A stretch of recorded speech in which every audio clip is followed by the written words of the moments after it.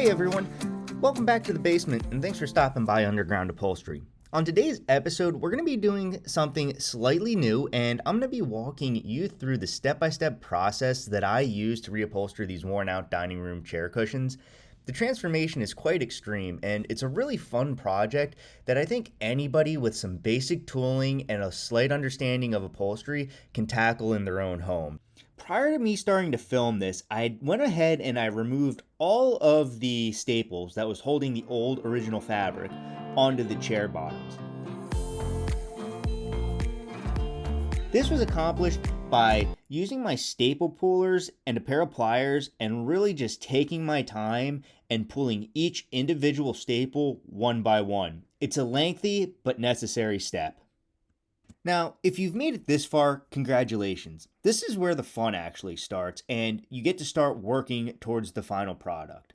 So what I'm doing here is I always cover all my chair bottoms in a thin layer of Dacron. This primarily just helps fill the cushions out and make sure that there's no empty spaces in between the fabric and the foam. It just adds a nice little fluff, if you will, to the chair.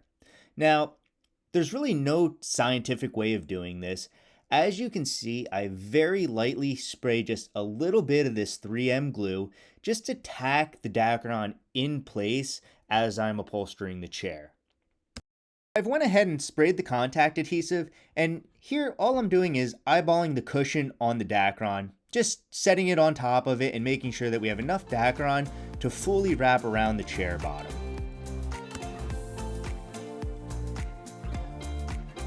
I'm going to be reusing Dacron today that came off of another job. The Dacron's in excellent shape, so there's no harm in reusing it.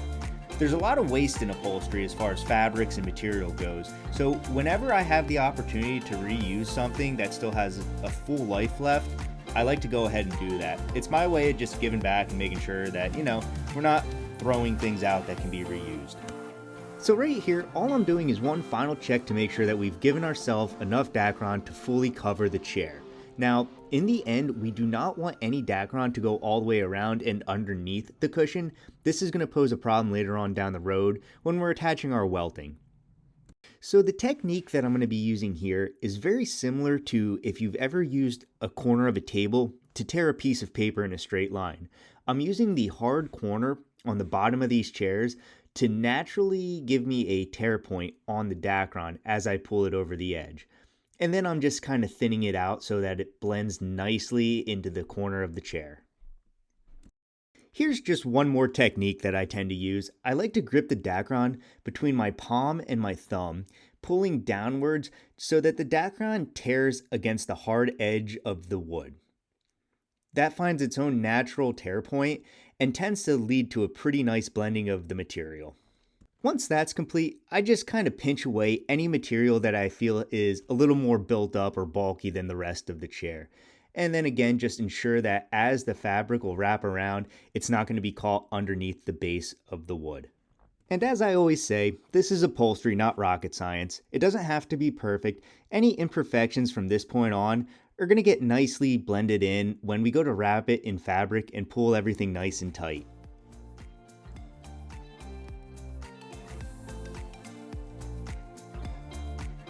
What I'm doing here is I just want to ensure that we don't have too much bulk in the corners where we're going to need to have a nice defined edge. Everything looks good, so we should be good to go on this one.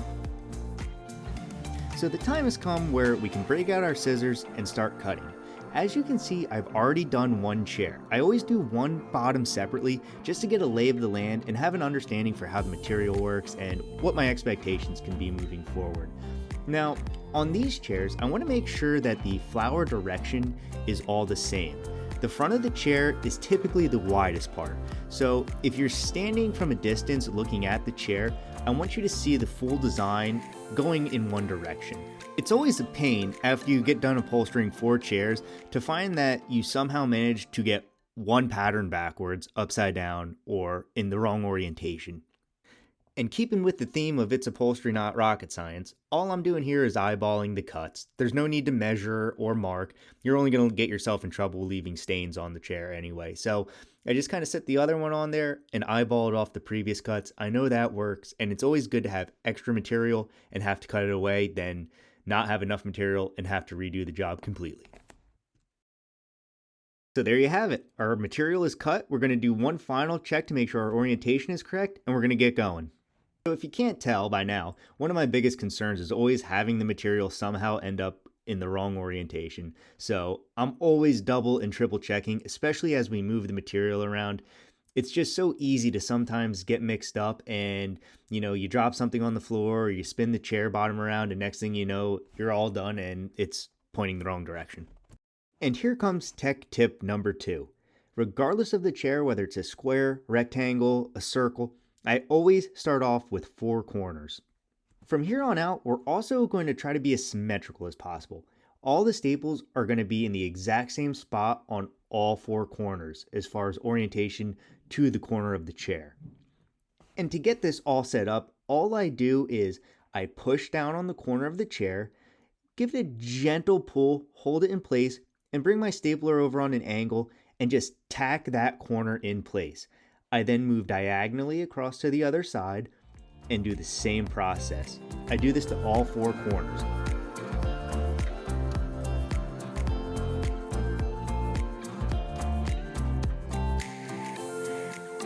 And here you can see how my staple that's tacking the corners in, it's probably fully into the wood on the one side and about 3/4 out on the other. This is just enough to hold the fabric in place as I start stapling down the sides of the chair. One thing that I am looking for during this process is to make sure that I pulled the fabric tight enough in the corners to start to get a defined crease where the fabric is naturally going to lay. When upholstering these chairs, I always work front to back, side to side. This ensures that I have a nice consistent, even pull and my fabric doesn't walk around on me, distorting the pattern. So as I'm getting my first pull on this fabric, I'm kind of feeling how the material's working and how my sides are blending. I'm making sure that I don't see any ripples or waves down the side of the material, and I'm just making sure that I can really get a nice tight pull and hold everything in place. I'm gripping it with my left hand now and just giving it a final tug to work the material over, just getting that finished edge that I'm looking for. I grab my stapler and I give it a couple staples just to hold everything in place. And you can see where I thought it was a little bit loose there, so I just grabbed the material that was loose with the stapler and pulled it down and gave it a nail. Now once the front is tacked in place, I flip the chair over and start working on the back. I give it a nice strong pull, making sure that the material and foam are compressed, give it 3 more nails to hold everything in place, and then I repeat the process on the sides. So 2 of the problems that I was having when I was first starting off with jobs like this was, 1, I was not pulling my fabric tight enough. As you can see now, I'm giving it a really nice firm tug and working the material over the top to blend the sides. If you don't pull your material tight enough, it's only going to show up as wrinkles or inconsistencies in the final product. The second mistake that I was making is I was working in too large of areas. Now I only do about 4 staples at a time until the chair is well underway. I start in the middle and work my way out. So as I finish my last side, I'm really happy with how the material is working. The foam and background are compressing nicely. There seems to be no imperfections or waves along the straight edges, and I think we can go ahead and say that this chair is going to look really nice when it's all finished. Up to this point, I'm pretty pleased with how the material's working. I'm going to go ahead now and continue to work all 4 sides. It's nice to know also that because I'm pulling the fabric so tight, any blemishes in the foam or background are easily hidden and I'm not going to have to worry about waves or ripples along the sides of the chair. As a result, we're going to start working in slightly larger sections. I'm going to be going from corner to corner on each side of the chair now, making sure I stop in the exact same spot on all 4 corners just to keep everything consistent and concentric. Okay, continuing down the sides, I'm going to use the exact same technique as I'd shown in the previous steps. I'm going to work from the center of the previous staples out towards the corners. While I'm working my way out, I'm just making sure that everything looks smooth, there's no waves. I can tell down here in this corner that I'm getting a little excess material buildup. That's actually going to work to my advantage. I pull the fabric towards the corner, making sure that it comes over the top nice and evenly. By doing this, I can already see how the corners are starting to take shape on their own without me having to do any work. This is really one of the perfect examples of why you really have to pull your fabric tight. If this fabric wasn't pulled tight, there'd be a lot more wrinkles and it'd be a lot harder to get a nice clean finish. So as I'm almost finished with this side, I'm really liking how the material is bunching right on the corners. This is exactly what I was going for, and something you always got to keep in mind. The corners are where you can use the excess material and use the natural folds that are starting to take shape to make the corners look really nice. I do see that I have a little bubble here, so I just pull the fabric back with my stapler, throw a couple staples in it, and call it a day. As long as the creases are on the other side of the wood, the welting is going to cover everything up and you're never going to know it's there. Using the exact same technique, pulling the material from the center out to the corners, I finish up the other three sides.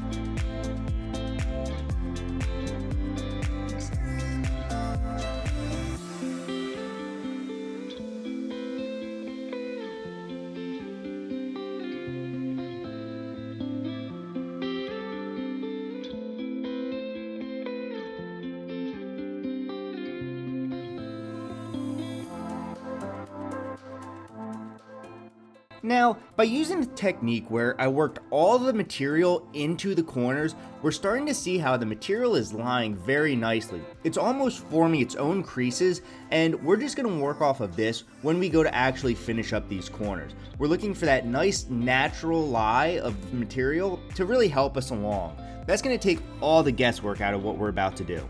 Now, we're finally to that point where since we like how the material is naturally forming the corners, we're going to go ahead and pull those initial 4 staples from the first step.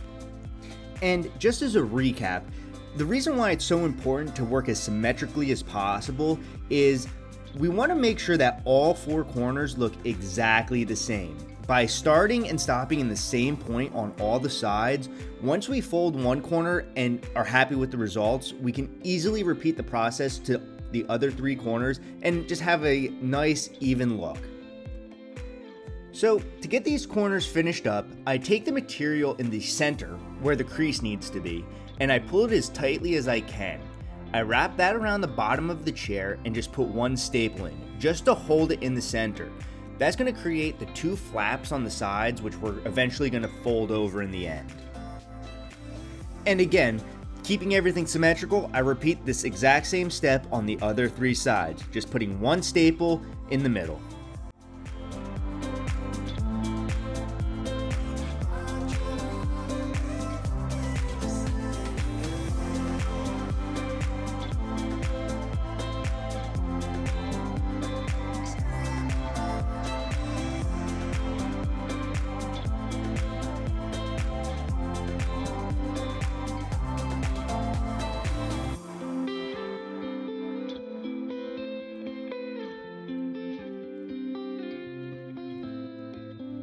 So far I'm real happy.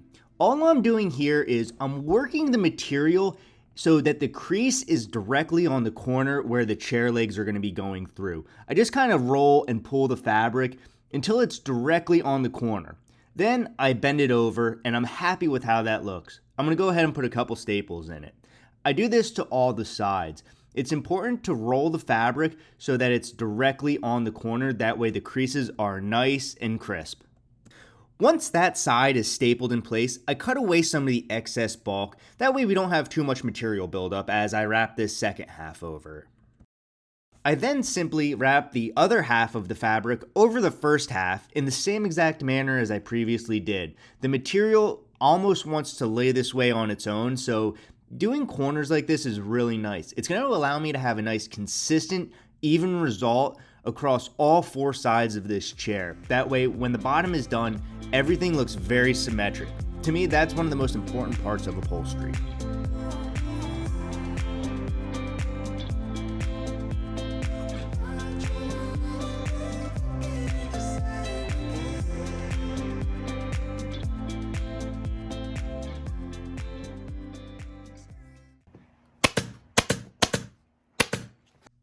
And there you have it. All 4 corners are 100% complete. Man, I'm really happy with these results. Everything looks really nice. The material's laying nice and straight. There's no ripples, waves down the sides. The corners are all tucked neatly.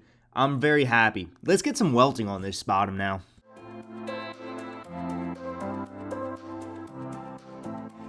And again, with the It's Upholstery Not Rocket Science, I always like to use the scientific method to measure whenever possible. So as a result, I take my welting, a nice long strip of it, I wrap it around the chair, add a little bit of extra, and call it a day. Give it a snip, and that's how much length I need. And here, I'm going to take my precision measuring device and just lay it out on the material and see how much fabric we're going to need to cut to have the right amount of welting. Now, one of the tricks that I like to use when cutting welting, it really comes in handy when you're doing large quantities of welting, but I like to cut my welting the same width as a 2-inch ruler. It makes the layout really simple. Now, a general rule of thumb is about 1.5 inches for the thickness of the welting. That's a good way to do it, but sometimes it's better just to save time. I know how wide my ruler is, and you can easily mark it out.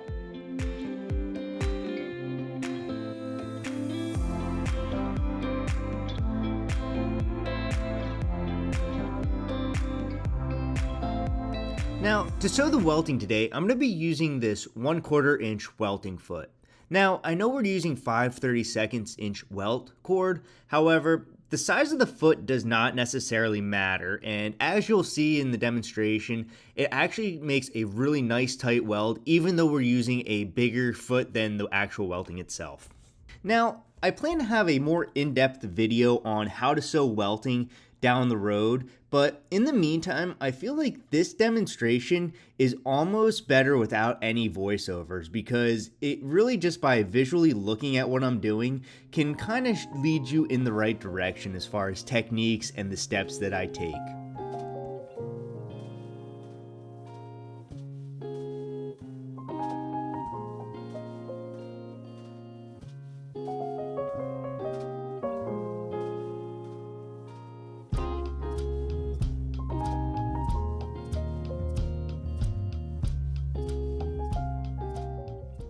Because I'm using a 1/4 inch foot on a 5/32 inch cord, I have to tend to favor the material towards the side of the needle. That's why I'm sewing on a slight angle to the right as far as the cording's orientation with the foot.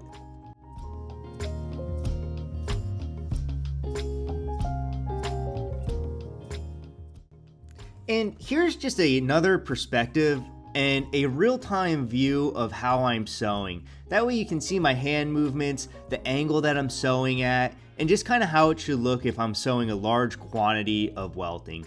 It's a slow, tedious process, but you get the hang of it and you kind of get in the flow of things and it moves right along.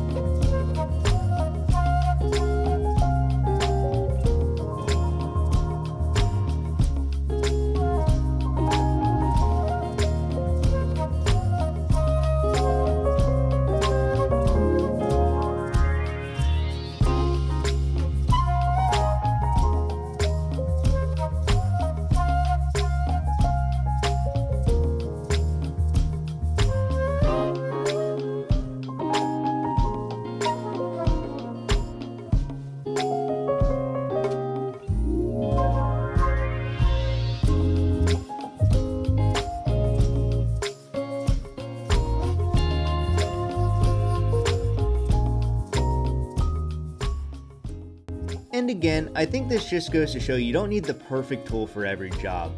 Overall, the material sewed really nice, the cording's really tight, and it's going to be a nice finishing touch to the chair bottoms. I'm super happy with these results.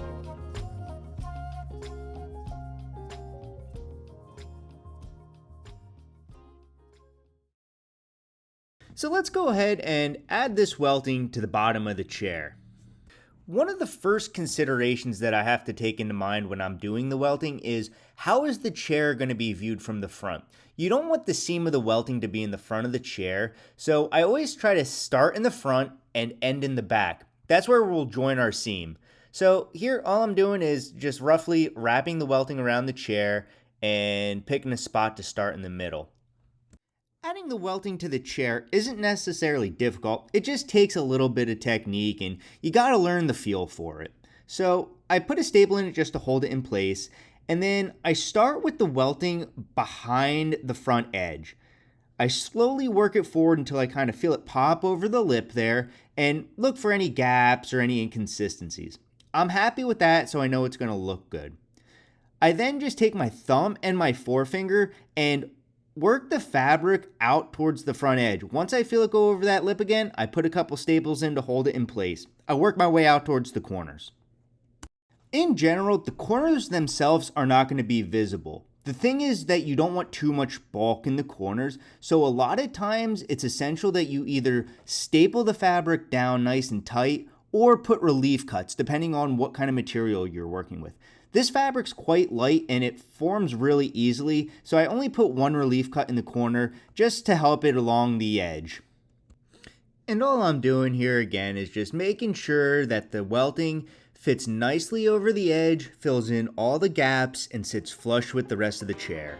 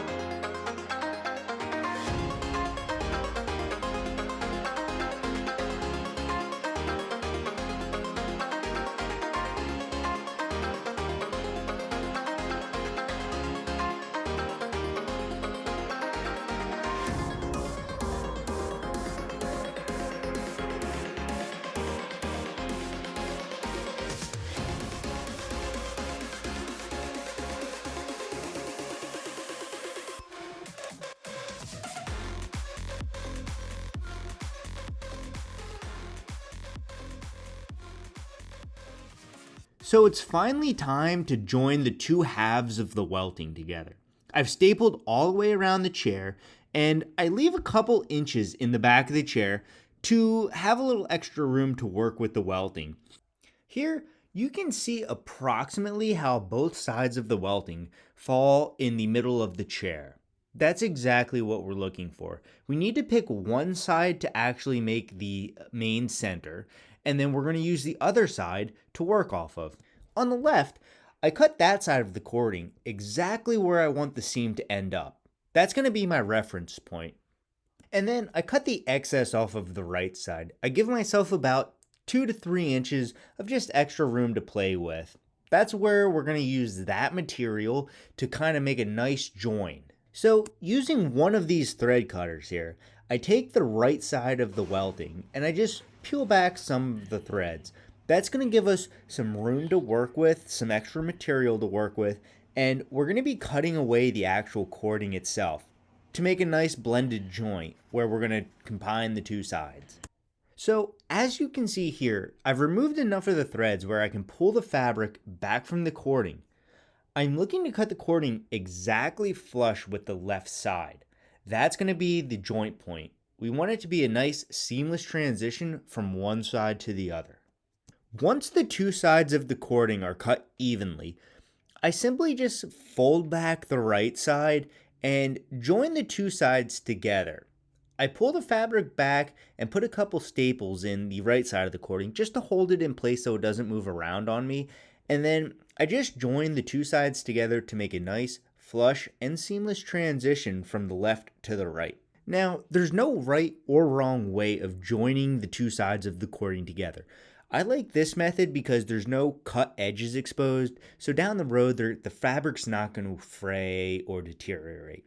By doing a nice folded edge and then tucking the one side into the other, it's going to be a nice clean seam, and I just think that's the best way to do it.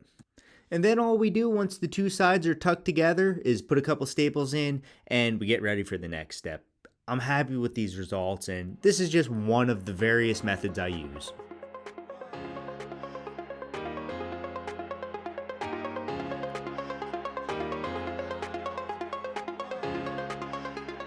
everything looks good. So all I'm going to do now is just add a couple more staples around the perimeter of the chair just to hold everything in place before I put the tack strip on. As you can see here, the welting is in place, but it's not overly rigid. That's where the tack strip comes into place. That's going to solve all of our problems. So for this chair bottom here, we're only going to be adding the tack strip to the sides and the front and back of the chair. There's no need to add it to the corners, as not only are they hidden, but we also want them to remain somewhat flexible, because as the chair bottom gets screwed to the actual frame of the chair, we want there to be some movement. The tack strip is really going to firm up the sides and the front and back though, and allow the welting to kind of stay in place. Now, when it comes to adding the tack strip to the welting, the main goal is to make sure that the welting is rigid. It's not going to move around or sag over time. In order to accomplish this, you want to make sure that the tack strip is fully in contact with the bead of the welting. So I kind of do an overlap here where the tack strip is half on the welting, half on the bottom of the chair. This makes sure that everything is firm and in place, and again, not going to move around. And as you can see here, once I get the tack strip applied, I can't pull back the welting. That's what you're looking for.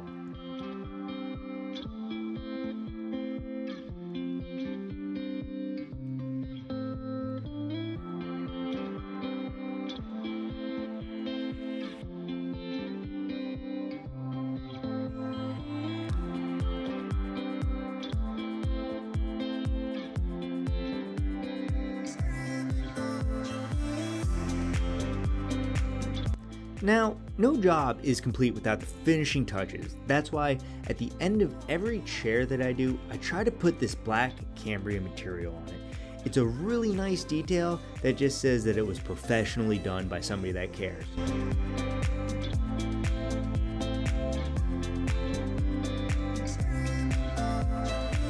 Overall, I couldn't be happier with how this job turns out. The sides are nice and straight, there's no wrinkles.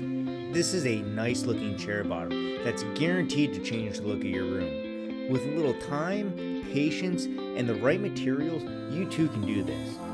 And as always everyone, I really appreciate you taking the time to stop by Underground Upholstery. I hope this video was informative and gave you the tools and confidence necessary to tackle your own DIY at-home jobs.